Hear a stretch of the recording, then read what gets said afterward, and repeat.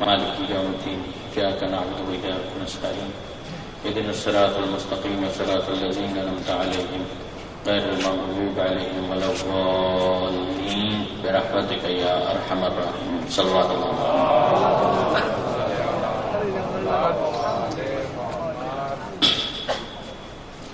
اعوذ باللہ من الشیطان اللعین الرجیم بسم اللہ الرحمن الرحیم الحمد للہ رب العالمین والصلاة والسلام علی اشرف الانبیاء والمرسلین سیدنا و مولانا ابی القاسم محمد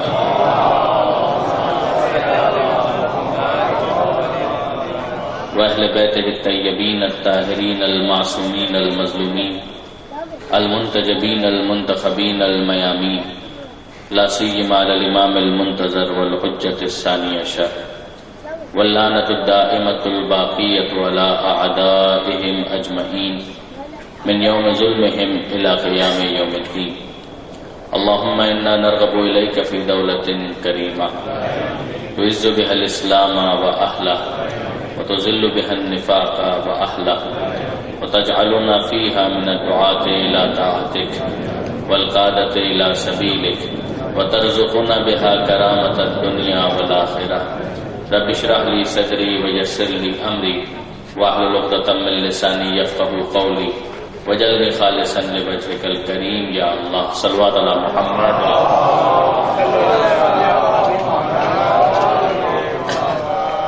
اما بعد فقد قال الله سبحانه وتعالى في القرآن الحكيم بسم الله الرحمن الرحيم فلله الحجة البالغة فلو شاء لهداكم اجمعين. صلوات على محمد وآله.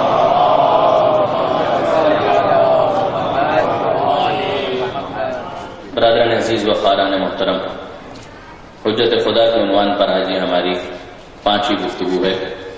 ارشاد پروردگار ہے کہ فللہ الحجۃ البالغہ. اے حبیب اعلان کر دیجئے، کہہ دیجئے کہ اللہ ہی کے لیے حجت بالغہ ہے.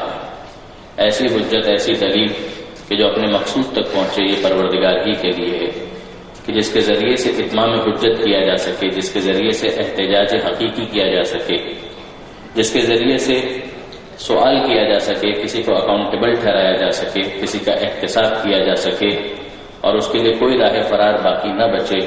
یہ اللہ ہی کے لیے ہے. فلو شاء لہداکم اجمعین. اور اگر اللہ چاہتا تو زبردستی سبھی کو ہدایت کر سکتا تھا. یہ پروردگار کا انداز انسانوں کے بارے میں نہیں ہے. دنیا کی تمام مخلوقات کے لیے پروردگار عالم نے یہ طریقہ کار اختیار کیا، مگر معدود چند جن میں انسان سر فہرست ہے کہ انسان کو پروردگار عالم نے زبردستی ہدایت کا پابند نہیں بنایا. ہم دیکھتے ہیں کہ اس کائنات اور اس یونیورس کے اندر کسی کی مجال نہیں ہے کہ انحراف کر سکے. جس طرح سے پروردگار نے اسے پروگرام کیا ہے، وہ اسی طریقے سے اپنے سفر کو آگے جاری و ساری رکھے ہوئے ہیں. سورہ مبارکہ یاسین میں پروردگار عالم یہ ارشاد فرماتا ہے کہ لَلشَّمْسُ يَنبَغِي لَهَا أَن تُدْرِكَ الْقَمَرَ وَلَلَّيْلُ سَابِقُ النَّهَارِ وَكُلٌّ فِي فَلَكٍ يَسْبَحُونَ. کہ نہ سورج کی مجال ہے، لَلشَّمْسُ يَنبَغِي لَهَا أَن تُدْرِكَ الْقَمَرَ. سورج چاند کو پکڑ لے یا چاند سورج کو پکڑ لے، یہ نہیں ہو سکتا.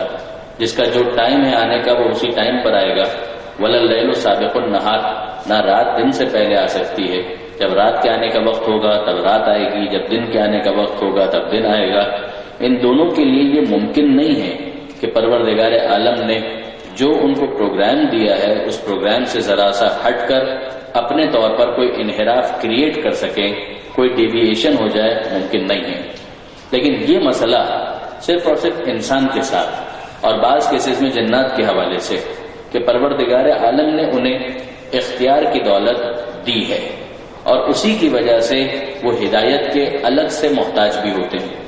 ورنہ تو جس کا جو پروگرام ہے اسی طریقے سے انسان کو اگر پروگرام کر دیا جاتا تو انصاف کی بات ہے کہ نہ اسے کسی ہدایت کی ضرورت ہوتی الگ سے، نہ کسی وحی کا وہ محتاج ہوتا، نہ اس کے اندر پروردگار عالم ویسا تجسس رکھتا، وہ کیوریوسٹی کہ جو سوالات کی طرف اس کو لے کر جائے، جس کے جوابات کی اس کو تلاش ہو اور پھر اس کے بعد وہ سفر ہدایت میں آگے بڑھتا چلا جائے. یہ انسان کا معاملہ ایسا ہی رکھا گیا. پروردگار عالم نے جو انسان کا معاملہ رکھا ہے اس کو سمجھنے کے لیے میں آپ کی خدمت میں ایک حدیث پیش کرنا چاہوں گا. پیغمبر اکرم ختمی مرتبہ احمد مجتبی محمد مصطفیٰ صلی اللہ علیہ وآلہ وسلم ارشاد فرماتے ہیں، اور یہ حدیث آپ کو ملے گی جو ہماری درسی کتابیں ہیں، ان درسی کتابوں کے اندر بالکل ابتدائی کتاب امثلہ کے بعد آتی ہے شرح امثلہ، یعنی جو مدارس کے اندر جو کتابیں پڑھائی جاتی ہیں عربی نحو اور صرف کے حوالے سے، تو اس میں صرف کی جو کتاب ہے، گرامر کی کتاب، اس کا جہاں آغاز ہو رہا ہے وہیں پر آپ کو یہ حدیث ملے گی. یعنی اگر آپ تھوڑا سا تصور میں لے کر آئیں کہ مدرسے میں ایک طالب علم آ رہا ہے، یعنی علم حاصل کرنے کے لیے اس کو پہلی کتاب دی جاتی ہے، یا یوں کہیے کہ پہلا چیپٹر، اس کا نام ہے کتاب الامثلہ، جس کے اندر مختلف مثالیں ہیں، ان کے ذریعے سے مختلف اوزان، مختلف گردانیں اس کو سکھائی جاتی ہیں. قبلہ و کعبہ موجود ہیں، اب تو خیر بہت ساری دوسری کتابیں آ گئی ہیں، مگر ایک زمانہ تھا کہ یہی کتاب رائج اور متداول تھی، اور اس کے اندر مثالیں ضربا ضربا ضربو ضربت ضربتا ضربنا اور پتہ نہیں کیا کیا. پھر اس کے بعد اسی کی ایک شرح، یعنی یہ کتاب تو شاید ایک صفحے کی، ایک چیپٹر ایک صفحے کا، اس کے فوراً بعد دوسرا چیپٹر آتا ہے جس کا نام ہے شرح امثلہ، یعنی انہی مثالوں کی کچھ شرح. اس کا آغاز ہوتا ہے اسی حدیث سے کہ جو طالب علم حاصل کرنے کے لیے آیا ہے تو یہ گردانیں وغیرہ تو سب ہوتی رہیں گی، مگر ذرا پیغمبر اکرم کے ذریعے سے وہ سمجھے تو صحیح کہ پیغمبر اکرم علم کی ابتدا کسے کہتے ہیں، علم کی انتہا کسے کہتے ہیں. اس حدیث کے اندر پیغمبر اکرم نے یہی ارشاد فرمایا. ارشاد ہوتا ہے کہ اول العلم معرفت الجبار، کہ علم کا آغاز، علم کا start, the point of commencement, کہ جہاں سے علم شروع ہوتا ہے وہ کیا ہے کہ علم کا آغاز ہے معرفت الجبار، خدائے جبار کی معرفت حاصل کرنا، یہ ہے علم کا آغاز. وآخر العلم، اور علم کا اختتام کیا ہے، وہ نوٹ جس پر سب کچھ ختم ہو جاتا ہے. پیغمبر فرماتے ہیں وآخر العلم تفویض الامر الیہ، علم کا اختتام یہ ہے کہ اپنے سارے امور خدا کے سپرد کر دو. یہ ہوا کیا؟ اس حدیث کے اندر پیغمبر اکرم نے جو کچھ بیان کیا، اگر آپ اس کو سپرفیشلی دیکھیں، سطحی نظر سے دیکھیں تو کانٹرڈکشن ہے، ایک تعارض ہے، ایک تضاد ہے، ایک تصادم ہے، کانٹرڈکشن ہے. بہت توجہ کیجیے گا میرے نوجوان دوست اگر میرے ساتھ ہیں. اول العلم، علم کا آغاز، معرفت الجبار، خدا کی معرفت ہے اور خدائے جبار کی معرفت ہے. جبار کا مطلب کیا ہے؟ جبار کا مطلب ہے جبر کرنے والا، جبار کا مطلب ہے مجبور کر دینے والا، جبار کا مطلب ہے جو ذرا بھی اسپیس نہ دے. ایک ہے جابر اور ایک ہے جبار، صیغہ مبالغہ، یعنی جو ذرا بھی اسپیس نہ دے اسے کہیں گے جبار.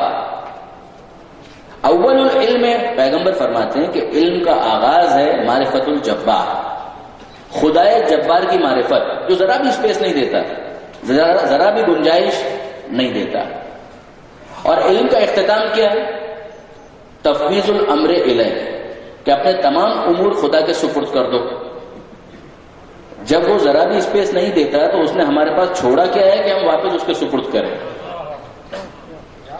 توجہ ہے؟ اگر علم کا آغاز یہ تھا، آغاز علم میں ہم نے یہ سمجھ لیا کہ خدا تو جبار ہے، جب وہ جبار ہے تو اس نے اسپیس کہاں دیا؟ اس نے ہمارے حوالے کیا کیا کہ ہم سے یہ کہا جا رہا ہے کہ علم کا اختتام یہ ہے کہ تفویض الامر الیہ، کہ اپنے امور کو اس کے سپرد کر دو. تو ہمارے پاس بچا کیا تھا کہ ہم اس کے سپرد کریں؟ سپرد تو اس وقت کریں کہ جب ہمارے پاس، ہمارے اختیار میں کچھ ہو. اے اللہ کے رسول، آپ خود تو کہہ رہے ہیں کہ آغاز ہی میں اس بات کو سمجھ لو کہ وہ جبار ہے. اب برادران عزیز، اس کے اندر سمجھنے والی بات کیا ہے؟ کانٹرڈکشن نظر آتا ہے نہیں. اس کی حقیقت کیا ہے؟ پیغمبر اکرم کیا سمجھانا چاہ رہے ہیں کہ اول العلم معرفت الجبار، کہ انسان علم کا آغاز یہ ہے کہ خدا کی صفت کے اس رخ پر توجہ کرو کہ دنیا میں دیکھ لو تمہیں کوئی ایک بھی ایسا نظر نہیں آئے گا کہ جسے خدا نے اسپیس دیا ہو، جسے خدا نے کوئی گنجائش دی ہو، نہ سورج کے پاس کوئی گنجائش ہے، نہ چاند کے پاس کوئی اختیار ہے، نہ زمین کے پاس کوئی گنجائش ہے. دنیا کے اندر کوئی ایسا نہیں ہے کہ جسے پروردگار نے کوئی گنجائش دی ہو. بس تو وہ ہے کہ جسے پروردگار نے گنجائش دی ہے. اب سب جو مجبور ہو کر رہے ہیں اسی بات کا تجھ سے تقاضا ہے کہ تو اپنے اختیار سے اپنے امور کو اس کے سپرد کر دے.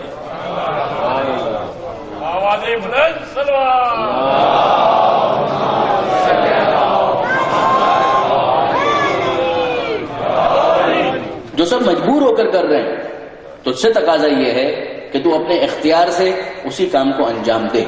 علم کا آغاز یہ ہے کہ سب کے مجبور ہونے کو سمجھو، اور علم کا اختتام یہ ہے کہ اپنی مرضی سے اپنے معاملات کو خدا کے سپرد کر دو. اور گویا زبان حال سے انسان یہ اعلان کرے کہ مرضی مولا از ہمیں اولا. فورسفلی گن پوائنٹ پر مجبور نہیں کیا جائے گا. فلو شاء لہداکم اجمعین. اگر اللہ چاہتا تو جس طرح سے سب کو مجبور کیا تمہیں بھی زبردستی وہ ہدایت دے سکتا تھا. آپ مجھے بتائیے برادران عزیز کہ کیا جو ڈویژن کی گئی جانوروں کے درمیان کہ کچھ ہیں جو ہربی وارث ہیں وہ گھاس کھاتے ہیں، کچھ ہیں جو کارنی وارث ہیں وہ صرف گوشت کھاتے ہیں، تو کیا آپ کو ایسا کوئی جانور نظر آتا ہے کہ جسے آپ ہربی وارث کی کیٹیگری میں پلیس کریں اور پھر وہ گوشت کھانا شروع کر دیں؟ آپ کا مشاہدہ یہ ہے کہ یہ گھاس کھانے والے ہیں تو وہ گوشت نہیں کھائیں گے، اور جو گوشت کھانے والے ہیں وہ گھاس نہیں کھائیں گے، اور جو اومنی وارث ہیں وہ دونوں طرح کی چیزیں کھا لیتے ہیں. لیکن سوال یہ ہے کہ ان کو کس نے بتایا کہ بھائی تم ہربی وارث ہو؟ کسی اسکول میں جا کر انہوں نے سیکھا؟ کسی کالج میں وہ گئے کہ تمہیں صرف گھاس کھانی ہے، تمہاری شریعت کے اندر گوشت حرام ہے؟ اور جو کارنی وارث جس کو آپ کہتے ہیں اس کو کسی اسکول میں آپ نے بھیجا ہو کہ دیکھو تم گوشت خور ہو، تمہاری شریعت میں گھاس حرام ہے؟ نہ یہ کسی اسکول میں گئے نہ وہ کسی اسکول میں گئے. تو کس نے اس کو یہ بتایا کہ تمہیں یہ کرنا ہے؟ اسے کس نے بتایا کہ تمہیں وہ کرنا ہے؟ یہ دونوں کے دونوں فطری طور پر اپنی شریعت کے احکامات کو لے کر آتے ہیں. الگ سے انہیں سکھانا نہیں پڑتا، ان کو الگ سے بتانا نہیں پڑتا. آپ جرمنیشن کے پروسیس کو دیکھ لیجئے. میرا تو سبجیکٹ نہیں ہے، میں تو فقط آپ کے ذہنوں میں موجود معلومات کو بیدار کرنا چاہ رہا ہوں. یہ جرمنیشن ہے، ہم پڑھا کرتے تھے کالج کے زمانے میں کہ ایپیجیل جرمنیشن ہوتی ہے، ہائپوجیل جرمنیشن ہوتی ہے. تو ایپیجیل کیا ہوتی ہے؟ وہ جو اوپر اگ کر آ جائیں وہ ایپیجیل ہے، جو نیچے چلے جائیں مثلا آلو وغیرہ وہ ہائپوجیل ہے. تو یہ اوپر آنے والوں کو کس نے بتایا کہ جرمنیٹ ہو کر تم کو اوپر آنا ہے؟ اور انہیں کس نے بتایا کہ تمہیں اوپر نہیں آنا، نیچے جانا ہے؟ یہ سارے کے سارے فطرتاً اپنے اندر یہ ہدایتیں لے کر یہ پورا پروسیس وہ ہے کہ جو پروردگار عالم کا چل رہا ہے. پیغمبر فرماتے ہیں کہ تم غور کرو کہ یہ سب کے سب مجبور ہیں، انحراف نہیں کر سکتے. جب انحراف نہیں کر سکتے تو اطاعت کا الگ سے مطالبہ بھی نہیں کیا جائے گا. کسی رسول کو بھیجنے کی ضرورت نہیں ہے کہ وہ انہیں الگ سے آ کر بتائے کہ دیکھو یہ تمہارے لیے ضروری ہے، یہ تمہارے لیے غلط ہے، اس پر عمل کرنا ہے، اس پر عمل نہیں کرنا. یہ سب کے سب مجبور ہیں. وآخر الامر تفویض وآخر العلم تفویض الامر الیہ. لیکن تم اختیار کے ساتھ اس دنیا میں آتے ہو. جب اختیار کے ساتھ اس دنیا میں آتے ہو تو انحراف کا امکان ہوتا ہے. جب انحراف کا امکان ہوتا ہے تو رسولوں کو بھیجا جاتا ہے. جب رسولوں کو بھیجا جاتا ہے تو اطاعت کا مطالبہ ہوتا ہے. جب اطاعت کے مطالبے کے بعد بھی تم اس پر عمل نہ کرو تو حجت تمام ہو جاتی ہے. درود بھیجیے محمد و آل محمد.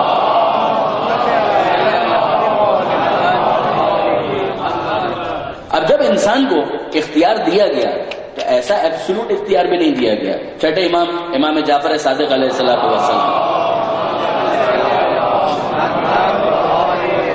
بہت مشہور جملہ ہے جیسے علماء اہل سنت نے بھی استفادے کے لیے استعمال کیا اور بالکل درست استعمال کیا.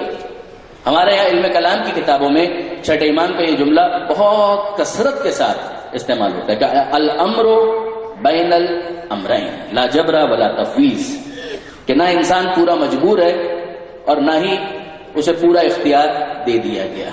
الامر بین الامرین، بلکہ معاملہ درمیان کا ہے. نہ پورا اختیار ہے نہ یہ پورا مجبور ہے. پروردگار عالم جب چاہے رسی کھینچ سکتا ہے جب چاہے وہ انٹروین کر سکتا ہے، لیکن اس نے محدود اختیار انسان کو ضرور دیا ہے. اور اس کو سمجھانے کے لیے اس مثال پر توجہ کیجئے کہ کتنا اختیار ہے اور کہاں پر اختیار انسان کا ختم ہو جاتا ہے. انسان کو پروردگار عالم نے آنکھ دی ہے، آپ اس آنکھ کو استعمال کرتے ہیں، آپ نیلے کو نیلا دیکھتے ہیں، پیلے کو پیلا دیکھتے ہیں. کیا ایسا ہو سکتا ہے کہ آپ نیلے کو پیلا دیکھ لیں؟ نارمل انسان کی بات کر رہا ہوں. اگر کسی کی نائٹ بلائنڈنس یا کلر بلائنڈنس والا ایشو ہے اس کی میں بات نہیں کر رہا، میں نارمل آدمی کی بات کر رہا ہوں. کہ آپ آنکھ سے نیلے کو نیلا دیکھتے ہیں، بلو وہ آپ کو بلو دکھائی دے گا، یلو وہ آپ کو یلو دکھائی دے گا. مجھے ایک بات بتائیے، کیا آپ کے لیے ممکن ہے کہ آپ نیلے کو پیلا دیکھ لیں؟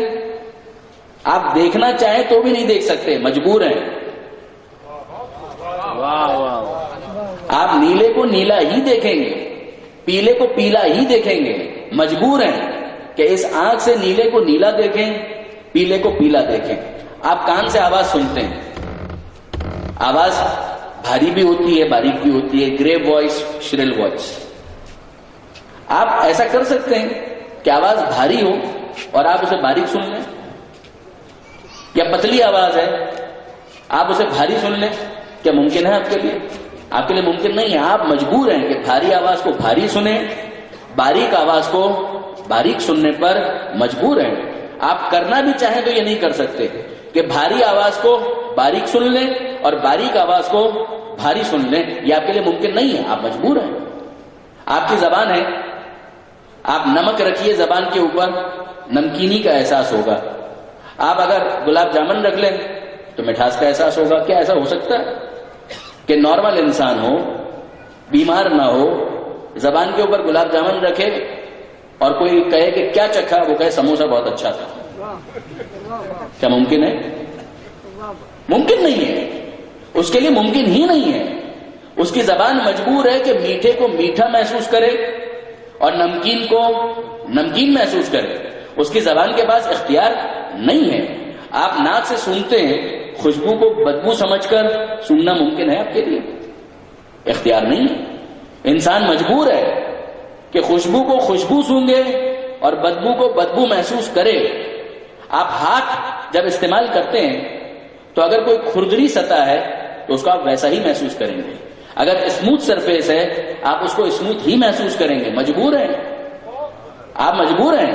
آپ کے پاس اختیار نہیں ہے کہ آپ بلو کو یلو دیکھ لیں، بھاری آواز کو باریک سن لیں، خوشبو کو بدبو محسوس کر لیں، میٹھے کو نمکین چکھ لیں، ہاتھ سے کسی نرم سطح کو سخت محسوس کر لیں، سخت سطح کو نرم محسوس کر لیں. آپ نہیں کر سکتے. یہ ساری وہ باتیں ہیں کہ جہاں پر انسان مجبور ہے.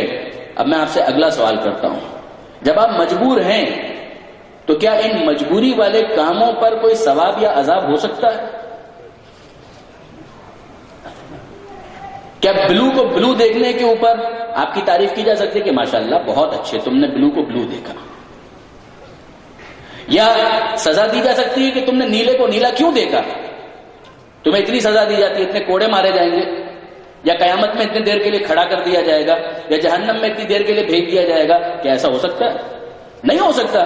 اس لیے کہ انسان جہاں مجبور ہے وہاں پر نہ ثواب کا کوئی دروازہ کھل سکتا ہے نہ عذاب کا دروازہ کھل سکتا ہے. مجبور ہے کہ نیلے کو نیلا دیکھے، مجبور ہے کہ پیلے کو پیلا دیکھے. مجبوری میں نہ امتحان ہوتا ہے، نہ ثواب ہوتا ہے، نہ عذاب ہوتا ہے. مگر جب اختیار کی منزل آتی ہے تو انسان کو اختیار ہے کہ اسی آنکھ سے چاہے تو محرم کو دیکھے، چاہے تو نامحرم کو دیکھے. اور جہاں اختیار کی منزل آتی ہے وہیں سے ثواب اور عذاب دونوں شروع ہو جاتے ہیں. انسان کان سے باریک آواز کو باریک سنے گا، بھاری آواز کو بھاری سنے گا، مگر کان سے وہ نوحے کی آواز سنے گا، قرآن کی تلاوت سنے گا، یا غیبت سنے گا، تہمت سنے گا، گالی سنے گا، اس کا تو اسے اختیار ہے. آپ نے غور فرمایا برادران عزیز؟ یعنی یہ عجیب معاملہ ہے کہ انسان زبان پر چکھتے ہوئے میٹھا محسوس کرے، نہ کوئی سزا ہو سکتی ہے نہ کوئی ثواب ہو سکتا ہے، مگر اسی زبان سے اس نے اور کیا استعمال کیا؟ اس زبان سے وہ کسی کی توہین کر رہا ہے، ہمدردی کے بول رہا ہے، قرآن مجید کی تلاوت کر رہا ہے. کیا کر رہا ہے؟ کہ جس کی وجہ سے اسے ثواب یا عذاب کا مستحق قرار دیا جا سکے، یہ آنکھ اسی اختیار کے جوہر کی وجہ سے اس منزل پر بھی جا سکتی ہے کہ جہاں پیغمبر اکرم کہے کہ النظر الی وجہ علی عبادہ، علی کے چہرے کو دیکھنا عبادت ہے۔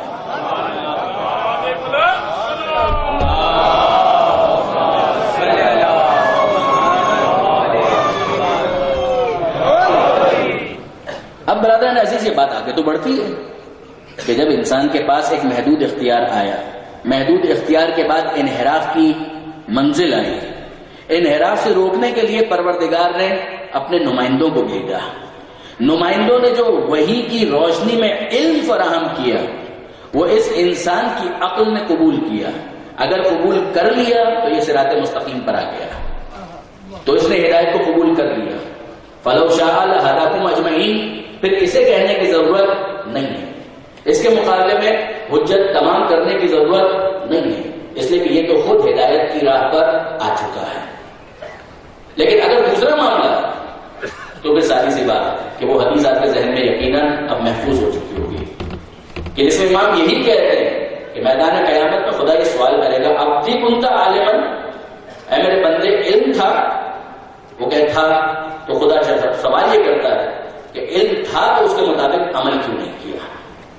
اور اگر وہ کہے کہ نہیں تھا تو پھر خدا یہ کہتا ہے ہل لا تعلمت، کہ علم حاصل کیوں نہیں کیا کہ اس کے مطابق عمل کرتے۔ اب یہاں پر میں آپ کو روکنا چاہتا ہوں، اس حدیث کو تکرار کرنے کی وجہ کیا ہے؟ کیا یہ ممکن ہے کہ علم آنے کے بعد بھی ایک انسان اس علم کے مطابق عمل نہ کرے؟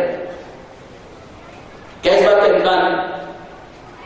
دوسرے لفظوں میں میں یہ پوچھنا چاہتا ہوں کہ کیا علم اور ایمان یہ دونوں ایک ہی چیز ہے یا ان دونوں کے درمیان فرق ہے؟ اگر کسی کو علم حاصل ہو گیا کہ خدا ہے تو یہ علم اس کا ایمان ہے۔ اگر کسی کو یہ علم ہے کہ محمد اللہ کے رسول ہیں تو یہ علم اس کا محمد مصطفیٰ کی رسالت پر ایمان میں بن جاتا ہے۔ اگر کسی کو یہ علم ہے کہ علی ولی ہیں تو بس علم آتے ہی وہ ولایت کے حوالے سے مومن تصور کیا جائے گا۔ اگر کسی کو یہ علم ہے کہ 12 امام ہیں تو بس علم آتے ہی کیا اسے 12 اماموں کے حوالے سے مومن مان لیا جائے گا؟ اگر کوئی کہے کہ مجھے پتا ہے قیامت آئے گی تو کیا قیامت کے حوالے سے اسے مومن مان لیا جائے گا؟ یہ ہے سوال کہ علم اور ایمان یہ سینونیمز ہیں، یہ مترادف ہیں، یہ ایک ہی حقیقت کے دو نام ہیں یا ان دونوں کے درمیان فرق ہے؟ برادران عزیز، عجیب بات یہ ہے کہ علم اور ایمان ایک چیز نہیں ہے، یہ ایک حقیقت نہیں ہے۔ عین ممکن ہے کہ کسی کے پاس علم ہو مگر ایمان نہ ہو، علم کے ہوتے ہوئے ایمان کا معدوم ہونا ممکن ہے، مقام ثبوت میں بھی مقام اثبات میں بھی۔ یعنی کیا یہ ممکن ہے؟ جی ہاں ممکن ہے۔ اور کیا ایسا ہوا؟ جی ہاں ایسا ہوا، اور ایک بار نہیں ہوا، بار بار ہوا، بار بار ایسا ہوا۔ سب کچھ جانے دیجئے، چہل حدیث آیت اللہ العظمیٰ امام خمینی رحمۃ اللہ علیہ کی بہت عمدہ کتاب ہے جس کے اندر اخلاقیات اور عرفانیات کو انہوں نے ڈسکس کیا ہے۔ وہاں پر وہ خود یہ بات بیان کرتے ہیں، وہ کہتے ہیں ابلیس کے بارے میں آپ کا کیا خیال ہے؟ الفاظ میرے ہیں، مطلب ان کا۔ ابلیس کے بارے میں آپ کا کیا خیال ہے؟ کیا ابلیس کے پاس علم نہیں تھا؟ کیا خدا کے بارے میں اسے علم نہیں تھا؟ خدا کے بارے میں بھی علم تھا، اور خدا نے کسے اپنا خلیفہ بنایا ہے اس کے بارے میں بھی علم تھا۔ جس خدا کے بارے میں ہم سنتے ہیں وہ اسی خدا سے گفتگو کر رہا تھا۔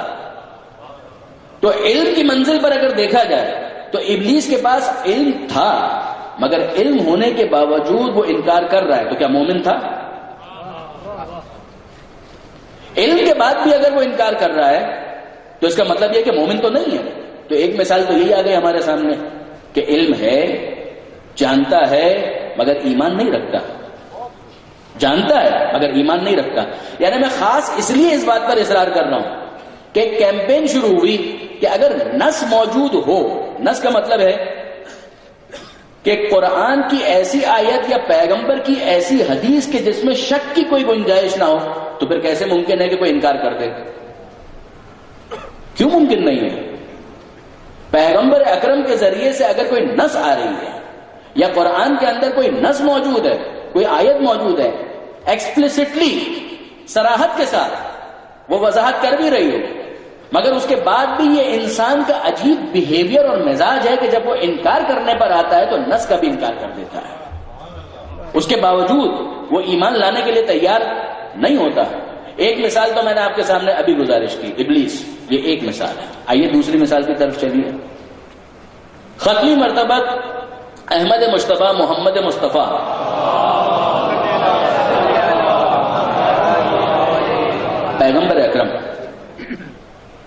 پیغمبر اکرم کے بارے میں بشارتیں دینے والے بہت سارے لوگ تھے, ایک دو نہیں.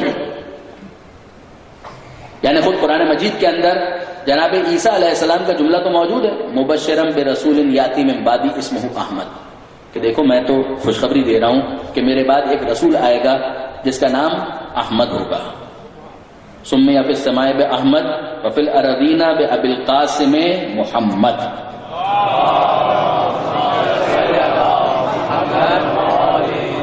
جن کا نام آسمانوں میں احمد ہے, زمین پر محمد ہے. آپ سنا کرتے ہیں خطبوں کے اندر بھی بہت سے علماء یہ بیان کرتے ہیں. تو حضرت عیسیٰ علیہ السلام کہہ رہے ہیں, قرآن مجید کے اندر پروردگار عالم نے عیسیٰ علیہ السلام کی اس بشارت کو ریکارڈ کیا ہے کہ عیسیٰ کہہ رہے ہیں مبشرن, میں خوشخبری دینے والا ہوں اس رسول کی جو میرے بعد آئے گا, اس کا نام احمد ہوگا. اچھا اب آپ غور فرمائیے, یہ ایک مقام نہیں ہے. سورہ مبارکہ صف, سورہ مبارکہ اعراف کے اندر پروردگار عالم یہ ارشاد فرماتا ہے کہ الذین یتبعون النبی الرسول الامی الذی یجدونہ مکتوبا عندہم فی التوراۃ والانجیل. یہ رسول وہ ہے کہ جس کا تذکرہ عیسائی علماء, یہود کے علماء یہ پاتے ہیں فی التوراۃ والانجیل, توریت میں بھی پاتے ہیں اور انجیل میں بھی پاتے ہیں. توجہ ہے, توریت میں بھی لکھا ہوا ہے, انجیل میں بھی لکھا ہوا ہے. اچھا ایک امکان اس بات کا موجود ہے کہ لکھا ہوا ہو, مگر لکھا ہوا ہونے کے باوجود تطبیق کے مرحلے میں غلطی کر جائیں کہ بھائی لکھا ہوا تھا ٹھیک ہے, مگر یہی وہ شخصیت ہے, انہی صفات کو ان کے اوپر منطبق کیا جائے, ہو سکتا ہے اس میں ایرر کر دیا. پروردگار عالم کا اصرار ہے اس بات کے اوپر کہ پہچاننے میں کسی قسم کی کوئی غلطی نہیں ہے. اِنَّ فَرِيقًا مِّنْهُمْ لَيَكْتُمُونَ الْحَقَّ وَهُمْ يَعْلَمُونَ لفظ بھی استعمال کیا کہ ان میں کا ایک گروہ وہ ہے کہ جو حق کو علم ہونے کے باوجود, جاننے کے باوجود چھپاتے ہیں. علم ہے پھر بھی چھپا رہے ہیں. ایسا نہیں کہ علم نہیں ہے, علم ہے. اور کس حد تک علم ہے, یعرفونہ کما یعرفون ابناءہم, یہ اس آخری رسول کو ویسے پہچانتے ہیں کہ جیسے اپنی اولاد کو پہچانتے ہیں. برادران عزیز, 50 کا مجمع بھی ہو, آپ کی آنکھوں پر پٹی بھی باندھ دی جائے, آپ اپنے بیٹے کی آواز پہچان لیں گے, شکل تو چھوڑیے, آپ اپنے بیٹے کی آواز کو پہچان لیں گے. یہ میرے بیٹے کی آواز ہے, یہ میری بیٹی کی آواز ہے. انسان اپنی اولاد سے اتنا مانوس ہوتا ہے. پروردگار فرماتا ہے کہ یاد رکھو لکھا ہوا بھی پاتے ہیں, تطبیق کے مرحلے میں کسی قسم کی کوئی مس انڈرسٹینڈنگ نہیں ہے, کسی قسم کی ایمبیگوٹی نہیں ہے, جانتے بوجھتے.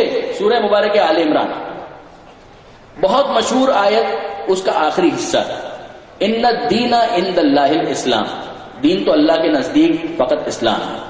آگے بات بڑھتی ہے, مختلف الذین اوتوا الکتاب الا من بعد ما جاءہم العلم. اہل کتاب نے جو اختلاف کیا ہے یہ ایسا نہیں ہے کہ کسی شک کی وجہ سے اختلاف کیا ہے, علم آنے کے بعد انہوں نے اختلاف کیا ہے. انہیں علم ہے, انہیں یقین ہے, اس کے بعد بھی یہ اختلاف کر رہے ہیں, اس کے بعد بھی پہچاننے سے اور ماننے سے انکار کر رہے ہیں. عجیب بات نہیں ہے. 2 کیسز آپ کے سامنے ہو گئے. ایک کیس ابلیس کا کہ علم ہے مگر پھر بھی ایمان نہیں ہے. دوسرا کیس یہود اور نصارہ کے یہ علماء توریت میں لکھا ہوا دیکھ رہے ہیں, انجیل میں لکھا ہوا دیکھ رہے ہیں, تطبیق کے مرحلے میں بھی کسی قسم کی کوئی ایمبیگوٹی نہیں ہے, مگر پھر بھی ماننے سے انکار کر رہے ہیں, پھر بھی انکار کر رہے ہیں, ایمان نہیں لا رہے. غور فرمایا آپ نے. اب اس کے بعد آگے بڑھیے. ایک تیسرا کیس جو ایک خاص واقعہ جو آپ کے حافظے کے اندر, آپ کے ذہنوں کے اندر محفوظ ہے, مباہلہ. کیا ارشاد ہو رہا ہے, فمن حاجک من بعد ما جاءک من العلم, اے حبیب، علم آنے کے بعد عیسیٰ کے بارے میں اگر کوئی کٹ حجتی کرے وقل تعالوا، تو ان سے کہہ دیجئے کہ ندعو ابناءنا و ابناءکم۔ اب برادران عزیز، یہ آیت تو آپ کے ذہنوں کے اندر موجود ہے، مجھے صرف اتنا بتائیے، یہ جو نجران کا گروہ آیا تھا، نصارہ عیسائی گروہ، سورہ مبارک آل عمران کی ابتدائی 60 61 62 63 65 کچھ کہتے ہیں کہ پورا سورہ آل عمران اسی بیک گراؤنڈ میں نازل ہوا، اسی بیک گراؤنڈ میں کہ وہ نجران کا گروہ آیا اور اس نے آ کر سوالات کیے اور پیغمبر اکرم آیتیں اترتی جاتی تھیں، جوابات دیتے جاتے تھے۔ یہ ہے تو اب علم حاصل کرنے کے لیے وہ لوگ کیا کر رہے ہیں؟ سوال کر رہے ہیں۔ اگر کوئی کنفیوژن ہے تو وہ کنفیوژن دور ہو جائے، تو انہوں نے سوالات کیا کیے؟ یہ علم حاصل کرنے کے لیے عقل ہے، مجنون تو نہیں ہے جو آئے، عقل ہے۔ علم حاصل کرنے کے لیے کیا کر رہے ہیں؟ سوال کر رہے ہیں۔ سوال میں اپنے اشتباہات، جو شبہات ان کو ہیں وہ پیش کر رہے ہیں، جو ڈاؤٹس ان کو ہیں وہ پیش کر رہے ہیں۔ جو اہم ترین انہوں نے شبہ پیش کیا وہ کیا ہے؟ کہ عیسیٰ علیہ السلام خدا کے بیٹے ہیں۔ تو کیسے؟ بس آدھی سی بات ہے کہ ہر ایک کا باپ ہوتا ہے، عیسیٰ علیہ السلام کا کوئی باپ نہیں تھا، اس کا مطلب یہ ہے کہ خدا ان کا باپ ہے۔ یہ کوئی دلیل ہے؟ انصافاً آپ مجھے بتائیے کہ واقعی یہ کوئی حجت ہے یا کٹ حجتی ہے؟ یہ دلیل کے نام پر کیا پیش کیا جا رہا ہے؟ پروردگار عالم نے جو ان کو جواب دیا ہے قرآن مجید کے اندر سورہ آل عمران ہی میں، کہ چلو ٹھیک ہے، اگر معاملہ ایمبیگوس ہے، اگر کلیئر نہیں ہے، کلیئرٹی نہیں ہے، تو ہم تمہارے لیے معاملہ کلیئر کر دیتے ہیں۔ اور وہ کیا؟ قل، اے حبیب ان سے کہیے، انا مسئلہ عیسیٰ عند اللہ کمثل آدم، ان سے کہیے کہ عیسیٰ کی مثال اللہ کے نزدیک آدم کی مثال ہے۔ اگر تم یہ کہتے ہو کہ عیسیٰ کے باپ نہیں تھے تو آدم کے بارے میں تو تم بھی مانتے ہو کہ نہ ماں تھی نہ باپ۔ وہ خدا جو آدم کو بغیر ماں اور باپ کے پیدا کر سکتا ہے، وہ عیسیٰ کو اگر فقط باپ کے بغیر صرف ماں سے پیدا کر دے تو اس میں حیرت کی کیا بات ہے؟ یہ جب یہ قرآن کے اندر آیت بھی آ گئی، اور موبائلہ سے بالکل پہلے والی آیت یہی کہ حبیب ان سے یہ کہہ دیجئے، خلقہ من تراب ثم قال له کن فیکون، خدا نے انہیں مٹی سے پیدا کیا اور اس کے بعد کہا ہو جا، اور وہ وجود پا گئے، کن فیکون۔ اب برادران عزیز، اصرار اس کے بعد بھی بڑھتا ہے، جو شبہ تھا وہ دور کر دیا۔ یا تو آپ کہیے کہ کاؤنٹر آرگومنٹ کیا ہے، کچھ بھی نہیں، تو اب یہ شبہ تو دور ہو گیا، تو اب آپ کیا کر رہے ہیں؟ اب آپ ایمان لا رہے ہیں کہ نہیں؟ ہم تو اب بھی ایمان نہیں لا رہے، تو اب آپ کیا کر رہے ہیں؟ کہ ابھی بھی عیسیٰ علیہ السلام خدا ہی کے بیٹے ہیں۔ توجہ ہے کہ آپ کے پاس پیش کرنے کے لیے کوئی دلیل ہے؟ کوئی دلیل نہیں ہے، تو پھر مان رہے ہیں؟ مان بھی نہیں رہے۔ تو اب کیس کیا ہے کہ عیسیٰ علیہ السلام اب بھی خدا کے بیٹے ہیں۔ اب آیت نازل ہوتی ہوئی ہے، فمن حاجک فیہ من بعد ما جاءک من العلم، اے حبیب اب اس کے بعد مزید کسی آیت کو نازل کرنے کی ضرورت نہیں ہے، اب ان سے مباہلہ کیا جائے گا۔ علم آنے کے بعد جو حجت کرے فقل تعالوا، تو آپ ان سے کہہ دیجئے کہ ندعو ابناءنا و ابناءکم۔ کہ اب مباحثہ کس بات کا ہوگا؟ اب بحث کس بات پر ہوگی؟ اب دلیل کیا پیش کی جائے؟ دلیل پیش کر دی گئی، علم آ چکا، جواب کوئی نہیں ہے، اور پھر بھی کٹ حجتی ہے، اصرار ہے۔ تو اب میں آپ سے ایک سوال کرتا ہوں برادران عزیز، ایک مسئلہ تو یہیں پر حل ہوتا ہے کہ اب تک کیا نازل ہو رہا تھا؟ قرآن ہی نازل ہو رہا تھا نا، قرآن کی آیتیں ہی نازل ہو رہی تھی، اور جب قرآن کی آیتیں کافی نہ ہوئی تو اس کے بعد پنجتن کو لے جانے کا حکم دیا گیا۔ تو اتنا تو ہمیں سمجھ میں آ جاتا ہے کہ جب قرآن کافی نہیں ہوتا اسی جگہ پر آل محمد کی ضرورت پڑتی ہے۔ درود بھیجیے محمد و آل محمد۔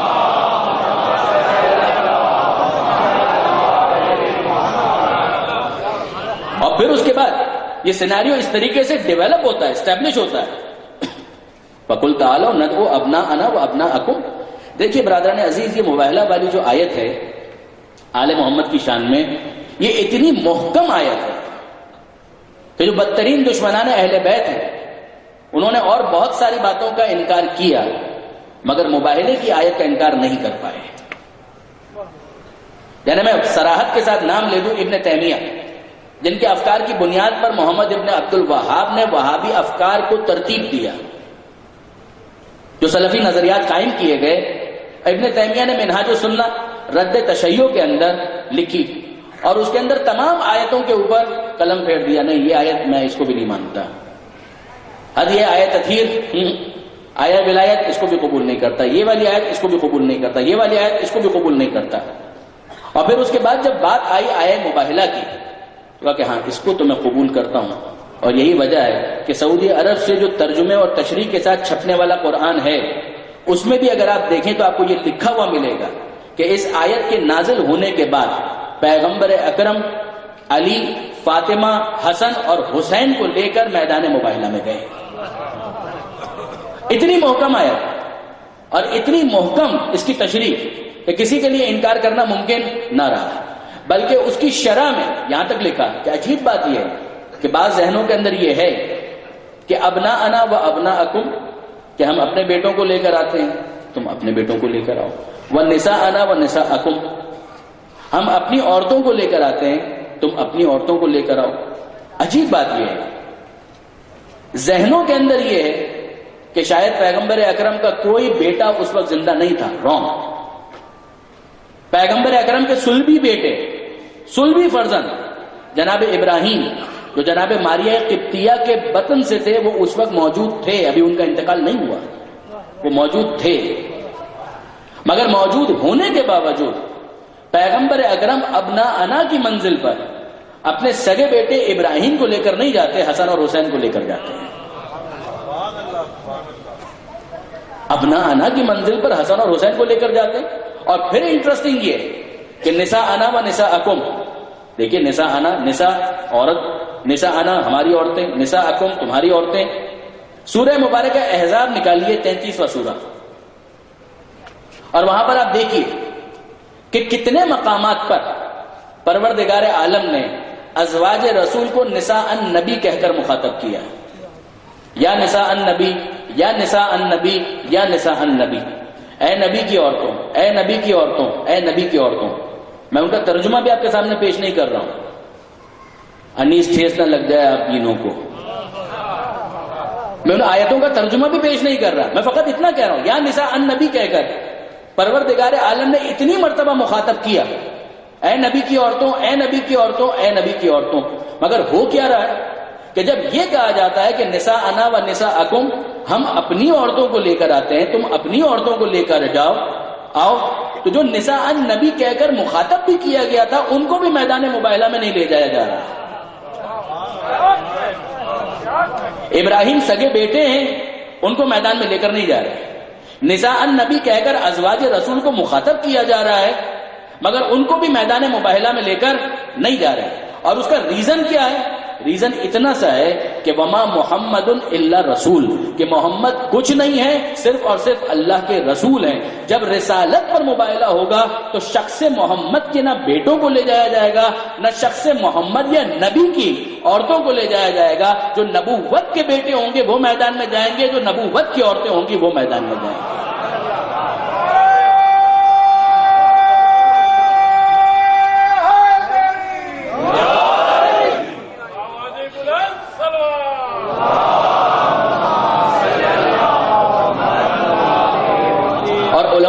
کیا ہے آیت تطہیر کو آیت مباہلہ کے ساتھ کہ جب میدان مباہلہ میں جانے کی بات آئی اس موقع پر دیکھیے ترتیب تلاوت تنزیل کے مطابق تو نہیں، مباہلے والی آیت سورہ آل عمران کے اندر، آیت تطہیر سورہ احزاب کے اندر، کہ اس موقع پر پیغمبر اکرم نے چادر میں لے کر پنجتن کو جمع کیا اور پھر پروردگار عالم کو مخاطب کر کے یہ دعا مانگی، اللہم ہؤلاء اہل بیتی وخاصتی وحامتی لحمہم لحمی ودمہم دمی یعلمونی ما یعلمہم ویحزنونی ما یحزنہم۔ اے اللہ یہ ہیں میرے اہل بیت، ان کا گوشت میرا گوشت، ان کا خون میرا خون۔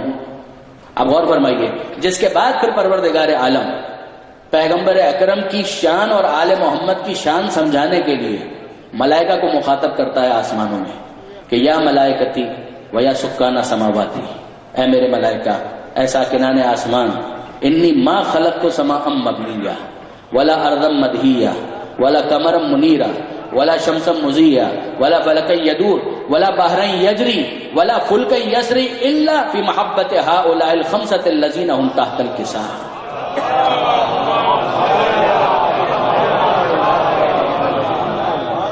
میں نے سورج کی روشنی، چاند کا نور، زمین، آسمان، دریاؤں کی روانی، ان میں کشتیوں کا چلنا، یہ سب کچھ جو پیدا کیا ہے تو ان 5 کی محبت میں جو اس وقت چادر کے نیچے موجود ہیں.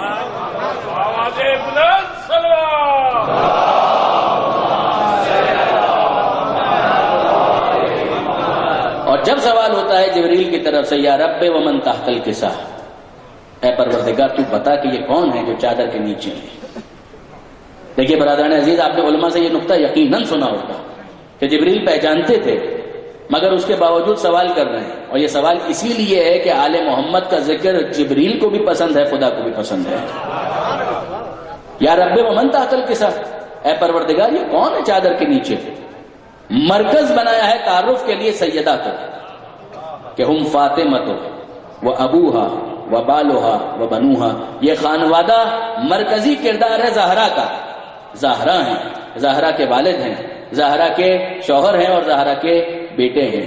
یہ اس طرح سے تعارف کروایا، جس کے بعد جبریل نازل ہوتے ہیں اور پھر اس کے بعد کہتے ہیں ان اللہ قد اوحى الیکم. چادر میں داخل ہونے سے پہلے اجازت بھی لی ہے، پھر داخل ہوئے اور داخل ہونے کے بعد پروردگار عالم کا یہ اعلان سنایا ہے کہ انما یرید اللہ لیذھب عنکم الرجس اہل البیت ویطہرکم تطہیرا.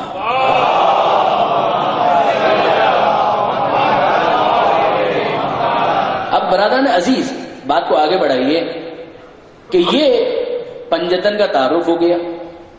یہ پنجتن کو پیغمبر اکرم لے کر چلے اور وہاں پر وہ لوگ انتظار کر رہے ہیں اور آپس میں گفتگو کر رہے ہیں. نصارہ نجران وہ آپس میں گفتگو کر رہے ہیں اور جب دور سے دیکھا ہے تو انہوں نے ایک جملہ کہا. وہ جملہ کیا کہا؟ زمخشری نے کشاف کے اندر بھی اس جملے کو لکھا ہے اور دیگر علماء نے کہ خدا کی قسم ان سے مباہلہ مت کرنا. مباہلہ کا مطلب کیا ہے؟ نبتہل فنجعل لعنت اللہ علی الکاذبین. ہم مباہلہ کریں اور جو جھوٹا ہے اس پر اللہ کی لعنت کی بددعا مانگیں. آپ غور فرمائیے برادران عزیز کہ وہ نصارہ نجران ان کے نمائندے آپس میں گفتگو کر رہے ہیں. خبردار ان سے مباہلہ مت کرنا. اگر ان سے مباہلہ کیا، میں ایسے چہرے دیکھ رہا ہوں کہ اگر پہاڑ کو اپنی جگہ چھوڑنے کا حکم دیں تو پہاڑ اپنی جگہ پر رکے گا نہیں، وہ اپنی جگہ چھوڑ دے گا. میں ایسے چہرے دیکھ رہا ہوں تو کیا کریں؟ مباہلہ کریں گا؟ نہیں، مباہلہ نہ کرو، خبردار، ورنہ زمین پر ایک بھی عیسائی باقی نہیں رہے گا.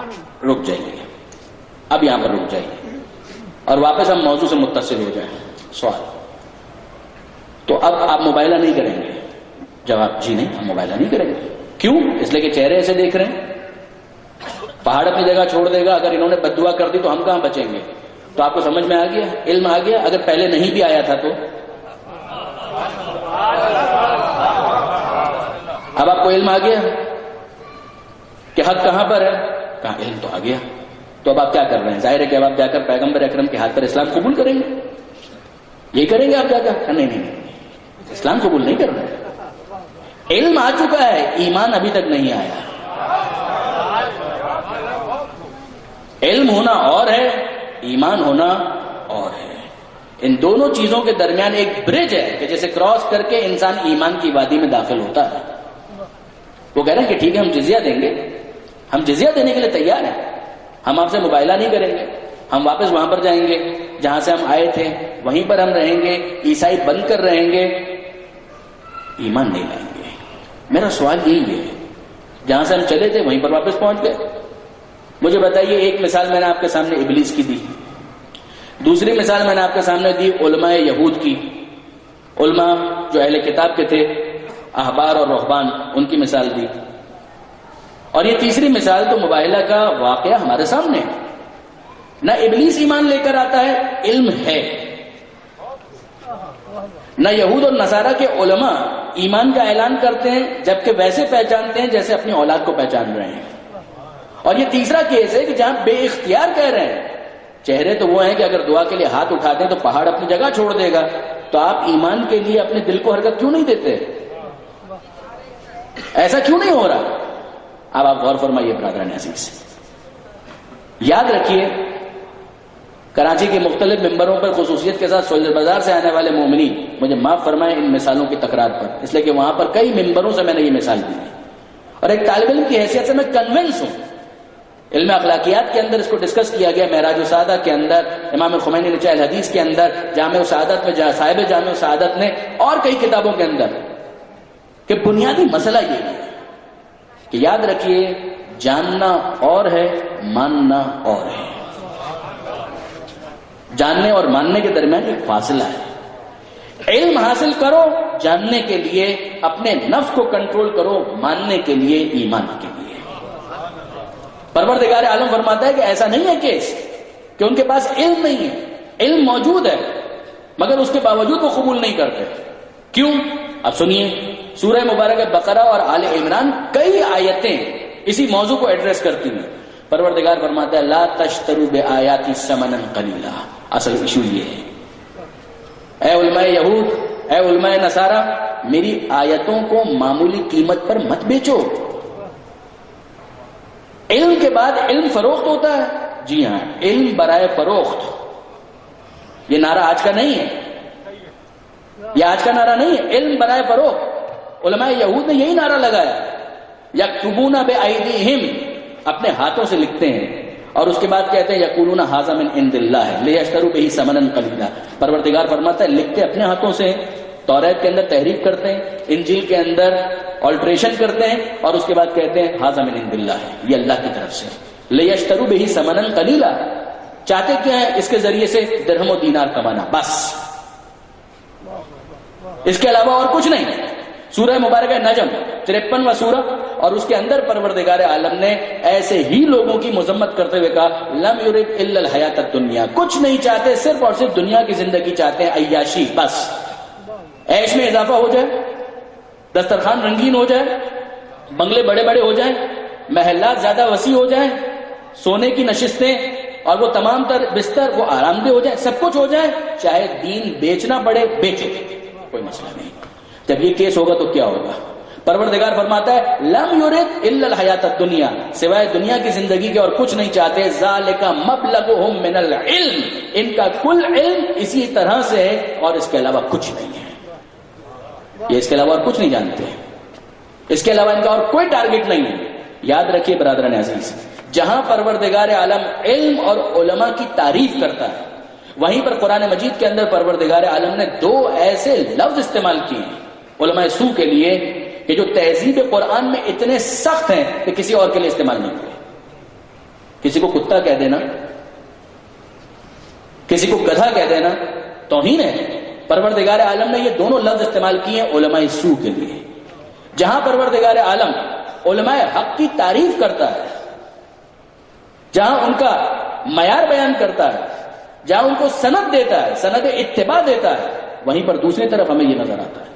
سورہ مبارکہ آراف بلعم باؤر، پروردگار عالم اس کی مذمت کرتے ہوئے کہا اتبع ہواہ، اس نے اپنی ہوا اور ہوس کی پیروی کی، مثلہ کمثل الکلب، اس کی مثال کتے کی مثال ہے۔ علم آنے کے بعد بھی اگر یہ علم ایمان کی منزل تک نہیں لے جا سکتا اور عمل تک نہیں لے جا سکتا تو پھر اس کی مثال کتے کی مثال ہے۔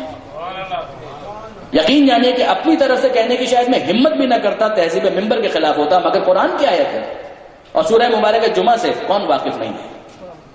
کون واقف نہیں ہے سورہ مبارکہ جمعہ سے؟ ارشاد ہوتا ہے یہود کے علماء کے بارے میں کہ مثل الذین حملوا التوراۃ ثم لم يحملوها کمثل الحمار يحمل اسفارا۔ ان یہود کے علماء کی مثال کہ جن کے اوپر توریت کا بوجھ ڈال دیا گیا، ان کو احساس بھی نہیں ہے کہ ان کے اوپر کیا موجود ہے، ان کی مثال گدھے کی مثال ہے کہ جس کے اوپر کتابوں کو رکھ دیا جائے اسے پتہ بھی نہ ہو کہ میرے اوپر کیا موجود ہے۔ کمثل الحمار یحمل اسفارا، ان کی مثال گدھے کی مثال ہے۔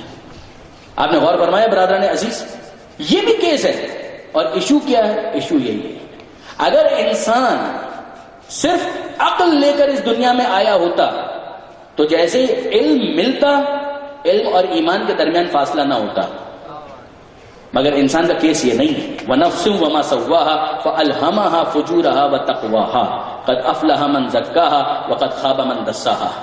اس نفس کے اندر فسق و فجور کی صلاحیت بھی موجود ہے اور تقوی کی دولت بھی موجود ہے. دونوں پوٹینشلی ایگزسٹ کرتے ہیں. کون کس کو ایگزیکیوشن کے مرحلے پر لے کر کسے ڈومیننس ادا کرتا ہے، یہی اس کی کامیابی ہے.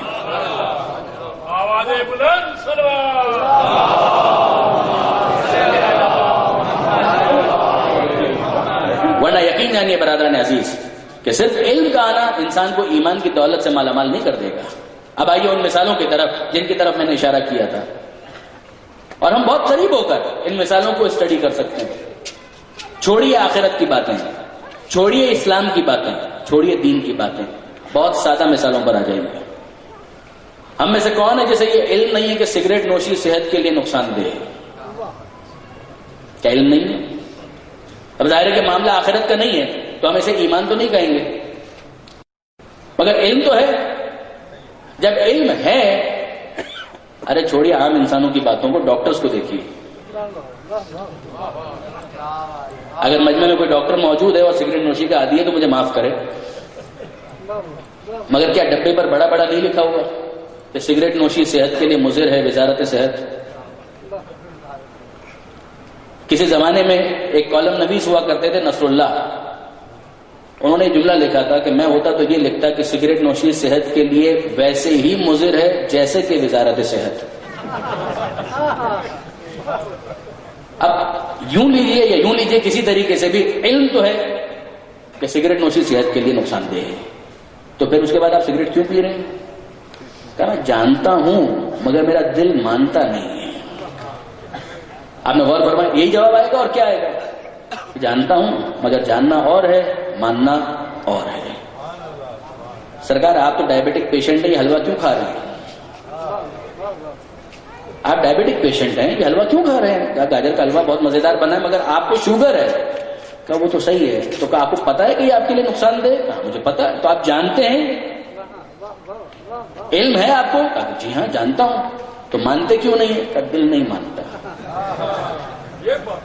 جاننا اور ہے، ماننا اور ہے. ان دونوں چیزوں کے درمیان فرق ہے. آپ کو پتا ہے کہ آپ کی وینز بلاک ہیں، کولیسٹرول ہائی ہے، ہارٹ پیشنٹ ہیں، کبھی بھی اٹیک ہو سکتا ہے، یہ کٹاکٹ کیوں کھا رہے ہیں؟ کیوں کھا رہے ہیں؟ کیا آپ کو پتا نہیں؟ کیا علم نہیں ہے آپ کو؟ علم تو ہے. تو آپ جانتے ہیں؟ جی ہاں جانتا بھی. تو پھر کھا کیوں رہے ہیں؟ کہ دل نہیں مانتا. اس کا مطلب یہ کہ جاننا اور ہے، ماننا اور ہے. جاننے کا نام ہے علم، اور اگر یہی امور آخرت سے متعلق ہوں تو انہیں ماننے کا نام ہے ایمان.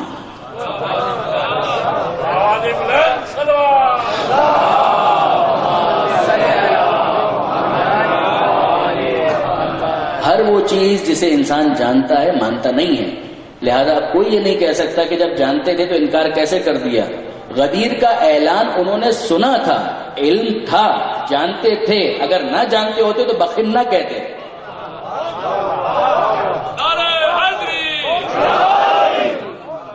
جانتے تھے تو پیغمبر اکرم نے کسر ہی کوئی نہیں چھوڑی، حجت تمام کی ہے.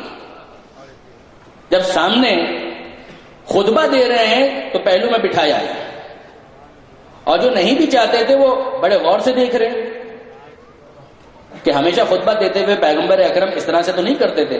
تو بار بار پیغمبر اکرم کے ساتھ ساتھ چہرہ علی کی زیارت بھی ہو رہی ہے، نہ چاہتے ہوئے بھی اس عبادت کا ثواب تو ملا.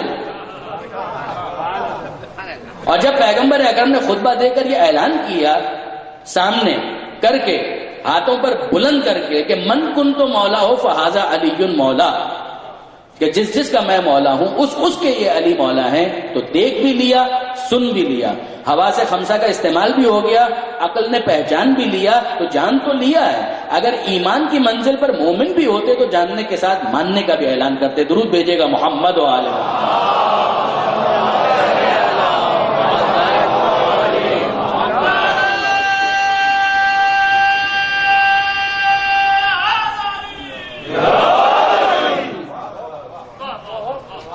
نس کے آنے کے بعد ہم یہ کہیں کہ نس تو وہ ہوتی ہے کہ جس میں کسی شک و شبے کی کوئی گنجائش نہ ہو. بالکل صحیح بات ہے، مگر یہ نس انسان کو علم عطا کرتی ہے.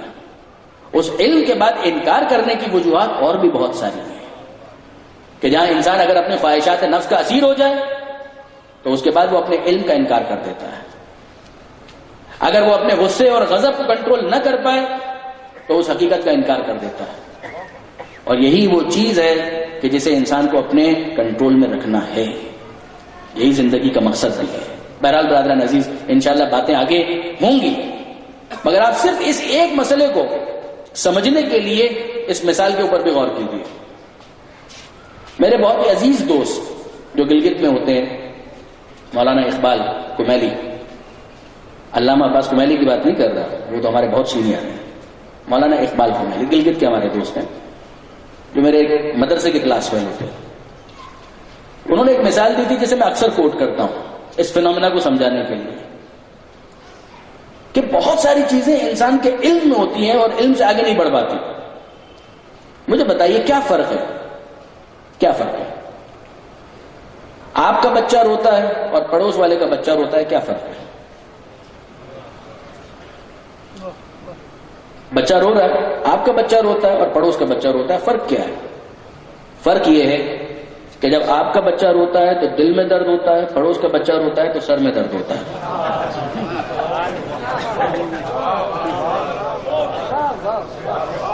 یہ جملہ یقیناً یہ بہت قیمتی ہے۔ اچھا، اب میں آپ سے سوال کرتا ہوں، مجھے بتائیے، بچہ ہے، ایک وجود رکھتا ہے، وہ رو رہا ہے، اس کی آواز بلند ہوئی، کانوں سے آپ نے سنا کہ ایک بچہ رو رہا ہے، کانوں کے ذریعے سے جب آواز کو آپ نے سنا، عقل میں موجود پہلے سے میموریز ہیں، بتایا کہ یہ بچہ تو آپ ہی کا ہے، آپ کا ریئیکشن کیا ہے؟ فوراً آگے بڑھ رہے ہیں، ارے بیٹا کیا ہوا، آنسو پوچھ رہے ہیں، رونے دیجیے اس کو، کہ نہیں میرا ہے، میں کیسے رونے دوں، کیا ہوا، کسی نے کچھ کہہ دیا، آپ نے غور فرمایا یہ ہوا کیا؟ اور پڑوس کا بچہ رو رہا ہے تو بچہ تو وہی بچہ ہے، علم تو اتنا ہی آپ کو آیا کہ ایک بچہ ہے جو رو رہا ہے، یہ آپ کا بیٹا ہے، یہ بھی علم ہے، وہ پڑوس والے کا بچہ ہے، یہ بھی آپ کے لیے علم ہے، اس کے رونے پر آپ کا ریئیکشن کیا ہے؟ اس کو چپ کراؤ۔ ویسے بد اخلاقی ہے، ایسا نہیں ہونا چاہیے، دیکھ اس کو چپ کراؤ، ہماری نیند خراب ہوتی ہے، کیا مسئلہ ہے، روتا ہی رہتا ہے۔ اب کیس کیا ہے، وہ بیچارہ جس کا ہے وہ تو اس کو اون کرتا ہے، تو اس کے تو دل میں اسی طرح سے درد اٹھا ہے جو آپ کے بچے کے رونے پر آپ کے دل میں اٹھتا ہے، تو اس کا ریئیکشن وہاں پر ایسا ہے، آپ کا ریئیکشن یہاں پر ایسا ہے۔ یہ بدل کیوں گیا معاملہ؟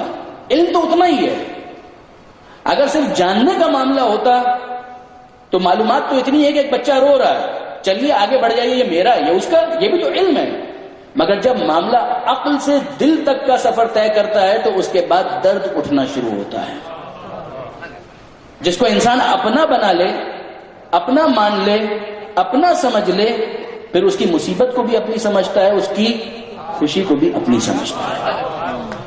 اب آپ غور فرمائیے برادران عزیز، میں تھوڑا وقت آج آپ کا زیادہ لیا، بات کو میں مسائل کی طرف لے جانا چاہتا ہوں، مگر ذرا غور فرمائیے۔ پیغمبر اکرم کے بارے میں حدیث خود پیغمبر اکرم کی، لا یؤمن احدکم حتی اکون احب الیہ من والدہ وولدہ والناس اجمعین، تم میں سے کوئی مومن نہیں ہو سکتا جب تک کہ میں اسے زیادہ محبوب نہ ہو جاؤں، میری محبت زیادہ نہ ہو جائے، میں والد ہی، اس کے باپ سے زیادہ مجھ سے محبت ہو، وہ ولد ہی، اولاد سے اتنی محبت نہ ہو جتنی مجھ سے محبت ہو، والناس اجمعین، تمام انسانوں میں کسی سے اتنی محبت نہ ہو کہ جتنی مجھ سے محبت ہے۔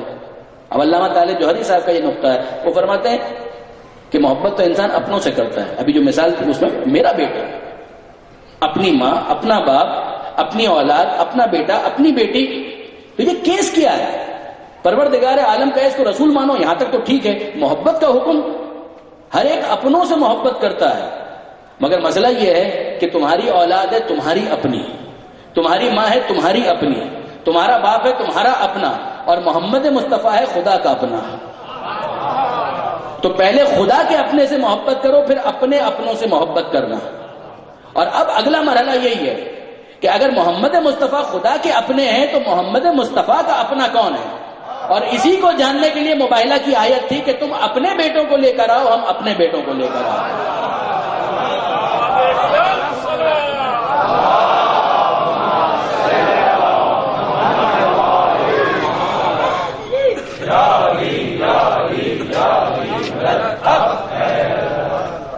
اب برادران عزیز، اس تمہید کے بعد مصائب میں امام حسین کا وہ جملہ سمجھنا بہت آسان ہو جاتا ہے جو اکبر کو مخاطب کر کے کہا تھا، کہ اکبر کاش تیرا کوئی تجھ جیسا بیٹا ہوتا تو تجھے سمجھ میں آتا کہ کس دل سے جوان کو میدان میں جانے کی اجازت دیتے ہیں. یہ وہ جوان ہے علی اکبر کہ جس کے کٹے سر کو نوکے نیزہ پر بلند دیکھ کر غیر مسلم عیسائی اور یہودی عورتیں بھی برداشت نہ کر سکیں. جب سفر شام میں کسی مقام پر بالکل غیر مسلم بستیاں، اہل کتاب کی بستیاں، اور جب اس کٹے ہوئے سر کو دیکھا نوکے نیزہ پر بلند ہو کر، تو وہ عیسائی عورتیں یہ کہنے لگیں کہ کاش اس جوان کی ماں زندہ نہ ہو.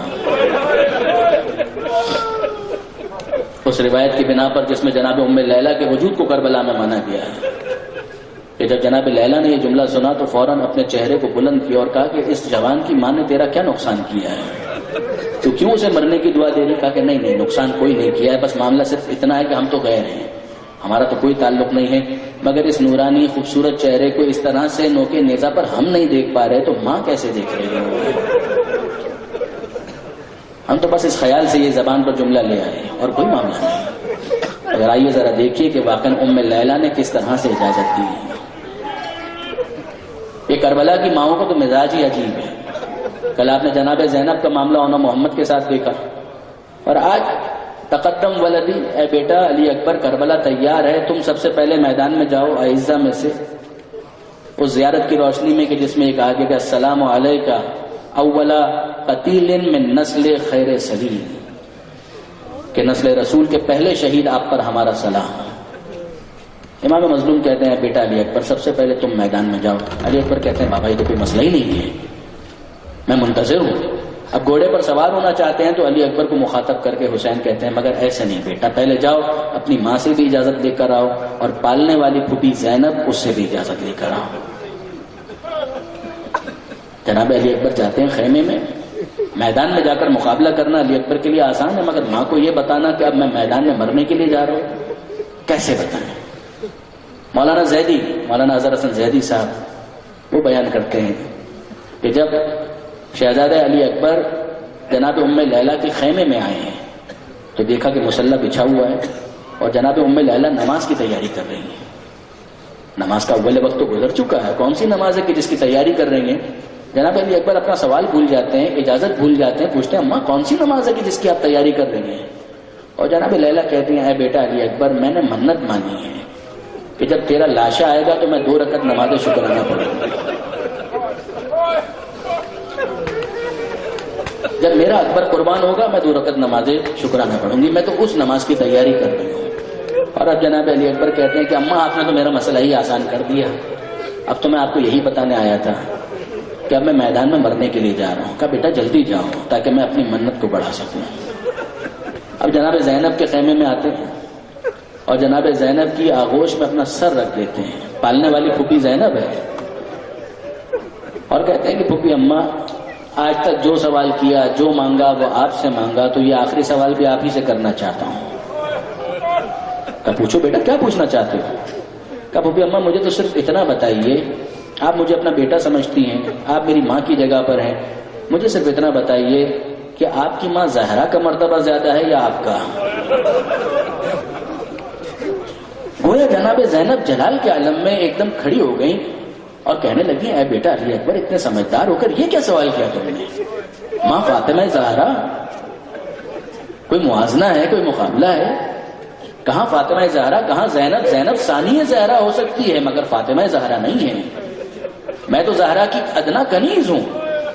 اور اب جناب علی اکبر کو موقع مل گیا، وہ کہتے ہیں کہ پھوپھی اماں جب یہی معاملہ ہے تو ایک کام تو کیجیے، آج زہرا کے لال پر اپنے لال کو قربان کر دیجیے. بیوی زینب کہتی ہیں کہ بیٹا اکبر اگر کسی اور طرح سے شاید تو نے پوچھا ہوتا تو ممکن ہے میں تجھے اجازت نہ دیتی، مگر اب اس انداز سے پوچھنے کے بعد میرے پاس کہنے کے لیے کچھ باقی نہیں رہا، جاؤ میں نے اجازت دی. حسین بھی اندر آ گئے اور اب علی اکبر کو لے کر جب باہر نکلنا چاہتے ہیں اور دوسری بیویوں کو، سیدانیوں کو، پھوپھیوں کو، بہنوں کو پتہ چلتا ہے کہ علی اکبر رخصت آخر کے لیے آئے ہیں، سب کی سب جمع ہو جاتی ہے. مولانا زیدی کہتے ہیں کہ امام مظلوم موجود تھے اس موقع پر، اور جیسے ہی حمید ابن مسلم کا یہ بیان جو لشکر یزید کا رپورٹر ہے کہ جتنی تاخیر علی اکبر کو خیمے سے باہر نکلنے میں ہوئی کسی اور شہید کو نہیں ہوئی. بار بار پردہ خیمہ اٹھتا ہے اور گرتا ہے، اٹھتا ہے اور گرتا ہے. جب علی اکبر باہر نکلنا چاہتے ہیں کوئی بہن آ کر لپٹ جاتی ہے، پھوپھی آ کر لپٹ جاتی ہے، اے بیٹا علی اکبر ایک مرتبہ اور اپنے چہرے کی زیارت کرا دو، ایک مرتبہ اور دیدار کرا دو. یہاں تک کہ حسین مظلوم کو یہ کہنا پڑا کہ اے بیویوں مسافر کا راستہ مت روکو، تاخیر ہو رہی ہے. اور جب علی اکبر باہر نکلنے لگے تو ایسے میں ایک کونے سے ایک نحیف سی آواز سنائی دی، بھیا علی اکبر ہم سے نہ ملو گے؟ اب امام مظلوم آنسو بہاتے ہوئے باہر چلے جاتے ہیں، اور علی اکبر نے جب پیچھے مڑ کر دیکھا تو نظر آیا کہ بیمار امام سید سجاد کمر تھامے ہوئے اپنے بھائی کی طرف متوجہ ہے. علی اکبر قریب آئے، سید سجاد کے گلے میں باہیں ڈالی، دونوں بھائی گلے ملے، ایک دوسرے سے باتیں کی، اور اب اس کے بعد میدان میں جانے کے لیے علی اکبر آمادہ ہوئے، گھوڑے پر تیار ہوئے، اور گھوڑے پر بیٹھنے کے بعد جب میدان میں جانا چاہتے ہیں تو علی اکبر محسوس کرتے ہیں کہ کوئی پیچھے پیچھے آ رہا ہے.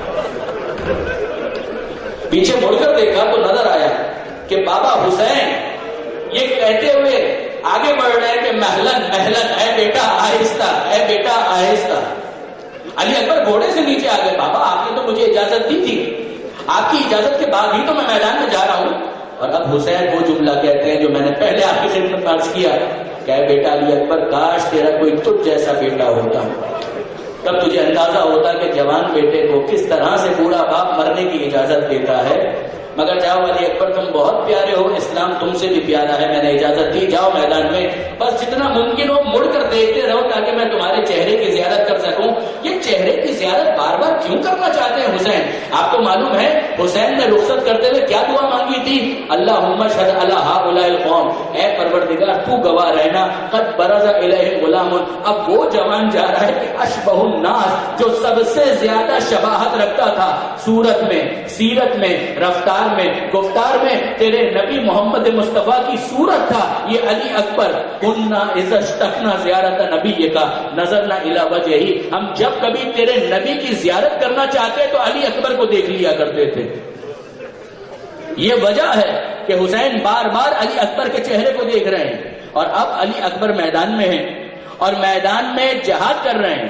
مگر عزیزوں ایک عجیب منظر ہمارے سامنے آتا ہے کہ اکبر کی نگاہ فوج پر ہے. حسین ٹیلے پر کھڑے ہوئے اکبر کو دیکھ رہے ہیں، زینب در خیمہ پر حسین کو دیکھ رہی ہیں، اور لیلا مسلح پر بیٹھ کر حسینب کو دیکھ رہی ہیں.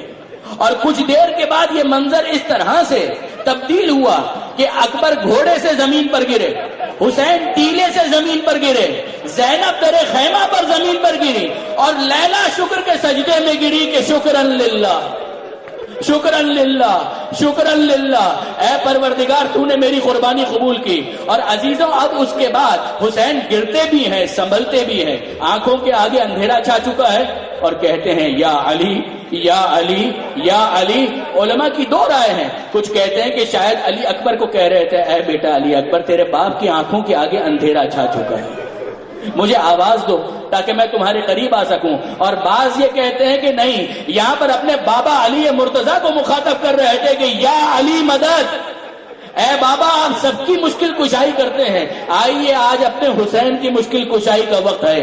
اور اب جب حسین قریب پہنچے ہیں علی اکبر کے، علی اکبر آخری سانسیں لے رہے ہیں، علی اکبر کو اٹھا کر حسین خیمے کی طرف لے جانا چاہتے ہیں، مگر کیا کریں، گردن کے نیچے ہاتھ ڈالا، ایک ہاتھ پیروں کے نیچے ڈالا، اٹھانا چاہا، ایک مرتبہ کوشش کی ناکام ہوئے، دوسری مرتبہ کوشش کی ناکام ہوئے، تیسری مرتبہ کوشش کی ناکام ہوئے. یہ ضعیف باپ اپنے جوان بیٹے کا لاشا نہیں اٹھا پا رہا، اور اب کہتے ہیں بیٹا علی اکبر تم بھی تو اپنے باپ کی مدد کرو، بیٹا تم بھی تو اپنے باپ کی مدد کرو. علی اکبر کہتے ہیں بابا میں کیسے مدد کروں؟ کہا بیٹا دونوں ہاتھوں کو ذرا میری گردن میں تو ڈال دو. علی اکبر نے سینے سے ایک ہاتھ ہٹایا مگر دوسرا ہاتھ نہیں ہٹایا. حسین کہتے ہیں بیٹا یہ دوسرا ہاتھ بھی ذرا میری گردن میں ڈال دو تاکہ میں تمہیں اٹھا سکوں. کہا بابا میں یہ دوسرا ہاتھ نہیں ہٹانا چاہتا، میں دوسرا ہاتھ نہیں ہٹانا چاہتا. اے بابا آپ دیکھ نہیں پائیں گے. حسین کہتے ہیں اے بیٹا علی اکبر تمہیں معلوم ہے کہ تمہارا بابا کتنا صابر ہے، ذرا ہٹاؤ میں دیکھنا چاہتا ہوں کہ تم کیا چھپا رہے ہو. اب جب علی اکبر نے دوسرا ہاتھ بھی ہٹایا، کوئی بوڑھا باپ کبھی جوان کا یہ منظر نہیں دیکھ سکتا جو حسین نے دیکھا کہ برچھی کا ٹوٹا ہوا پھل علی اکبر کے سینے میں موجود تھا. اور حسین یہ کہتے ہیں اے بیٹا علی اکبر بس اتنی سی بات، میں اس برچھی کے پھل کو ابھی نکالتا ہوں، مگر کس طرح سے علماء یہ کہتے ہیں کہ عجب نہیں اس موقع پر حسین مظلوم نے اپنے جد کو مخاطب کیا ہو، اے نانا محمد مصطفیٰ ذرا کربلا کے میدان میں آئیے اور اپنے ساتھ خلیل خدا ابراہیم کو بھی لے کر آئیے اور ذرا دیکھیں کہ میری آنکھوں پر پٹی نہیں ہے، میرے ہاتھوں پر راشا نہیں ہے، میرے اسماعیل کی آنکھوں پر بھی پٹی نہیں ہے۔ اور پھر اس کے بعد برچھی کا پھل یا علی مدد کہہ کر جب کھینچا ہے تو اس کے ساتھ ہی علی اکبر کا دم بھی نکل گیا۔ زینب خیمے سے باہر آ کر کہتی ہے اے بھیا یہ جوان کا لاشا اکیلے نہ اٹھایا جائے گا۔ حسین اکبر کے لاشے کو رکھ کر کہتے ہیں اے زینب میری زندگی میں باہر نہ آنا، تیرے پردے پر میں اپنے اکبر کو قربان کرتا ہوں۔ ماتم حسین